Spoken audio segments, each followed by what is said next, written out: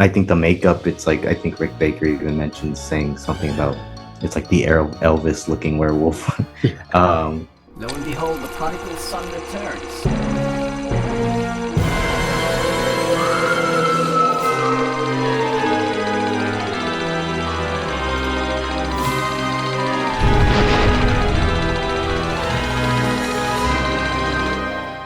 Is there a hidden gem from that era that I could recommend?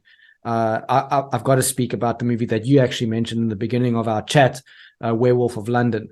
To me, that is one of the underappreciated Universal movies, and I absolutely love that movie. And in some ways, I think I like it even more than the Wolfman. I can't believe I'm actually saying that out loud. Might be the first time that I'm even admitting that, you know.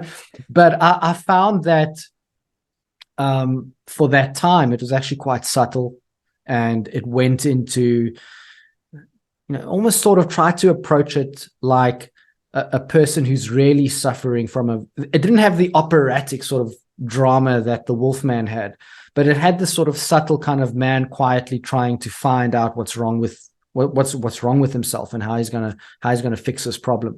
And then many years later, in 1994, I think we had Bram Stoker's Dracula, the Francis Ford Coppola movie, and then Wolf came out. I don't know if you're familiar yeah. with the Jack Nicholson movie. And I think that movie probably got released not only or got made not only because of Jack Nicholson, but because Dracula had been released. It looked like it was going to maybe be some kind of a Universal monster revival.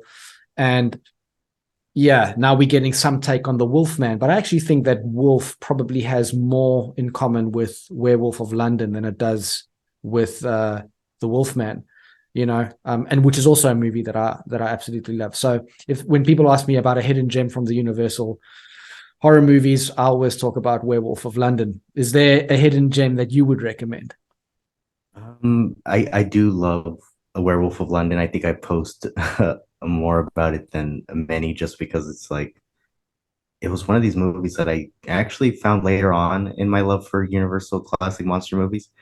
But I just popped it on and I was like, hey, that was pretty enjoyable. And I think it was because I was really looking for more werewolves. I love like the werewolf as a monster.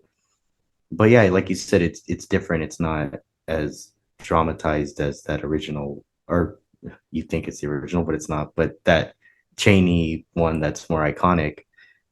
But I kind of like Henry Hold's like character, because it's like he's not a very nice person, unlike Mm.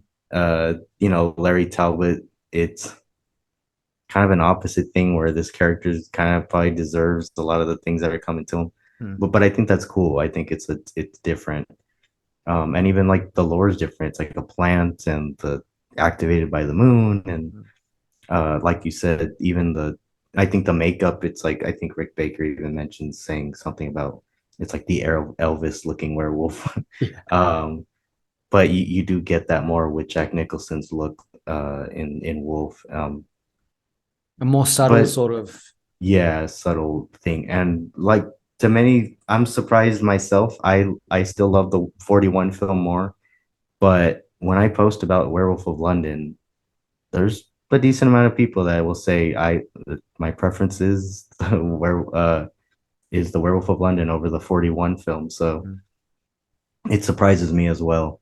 Mm. One of the movies that I always, aside from those, or aside from Werewolf of London, because I usually pair them up, is actually Dracula's Daughter. I actually really love this movie. Right. Um, it's cool to see that like direct continuation of Dracula. Like, it picks up literally as Dracula is killed at the end of the 31 film.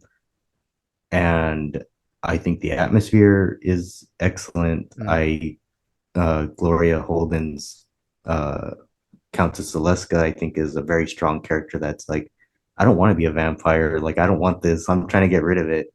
Yeah. And again, it's like, it's kind of tragic. She doesn't she falls into the trappings of a monster while just trying to get rid of it all, and having not wanting to have to do with any of it. So I do love it. I love there's some dark humor into it. There's some early like lesbian subtext with the story as well.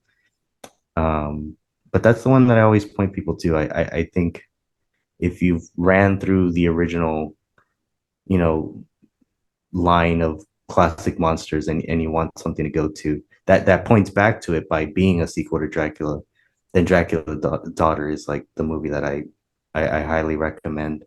And because it's also there was like it is the end of the universal cycle, like the original cycle, because it was 36. So that was like the Lemleys, who were the head of the company on those original films, this was their last production. So that's it. Literally begins and ends with Dracula in many ways. Yeah, she's you know, now that you mentioned Dracula's Daughter, I haven't seen that one in a long time. I got to get back to that one and check it out again. Yeah, very very a cool heads up there. Thanks, Brian. You've certainly recommended it to me again. You know.